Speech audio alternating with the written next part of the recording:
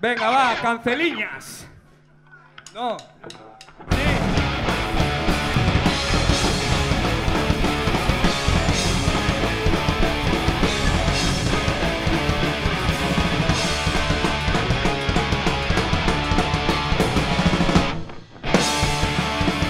Sábado,